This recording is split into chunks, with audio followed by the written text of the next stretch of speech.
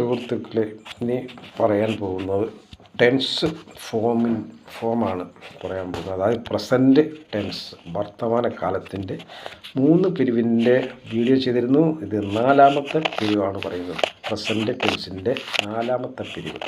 4ാമത്തെ പിരിവിൻ്റെ form എന്തെന്ന് ചോദിച്ചാൽ has or have plus been plus ing form of the verb. I have, they have, I have been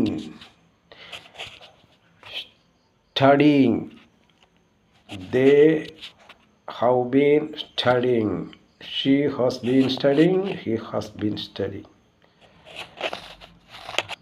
അപ്പോൾ ഈ ക്രിയ ഉപയോഗിക്കുന്നത് പറയുന്നതിന് മുൻപ് ഒരു പ്രവൃത്തി ആരംഭിച്ചു,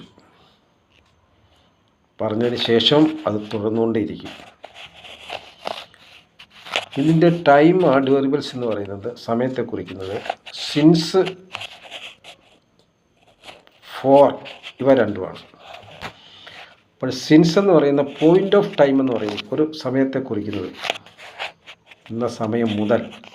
സിൻസ് എന്ന് പറഞ്ഞാൽ മുതൽ എന്നാണ് മലയാളത്തിൽ അർത്ഥം. Since and for. ഇനി ഫോർ ഉപയോഗിക്കുന്നത് കാലയളവിനാണ്, പീരീഡ് ഓഫ് ടൈം എന്ന് പറയുന്നത്. Since point of time, for period of time കാലയളവിന്. അതായത് 1985 മുതൽ, അതാണ് സിൻസ് എന്ന് പറയുന്നത്. അതായത് for 6 years, for 8 years ഇങ്ങനെ പറയുന്നത്. അവിടെ ഒരു എക്സാമ്പിൾ പറയുകയാണെങ്കിൽ I have been studying in this school since 1985. അടുത്ത് I have been studying in this school for 6 years. 6 വർഷം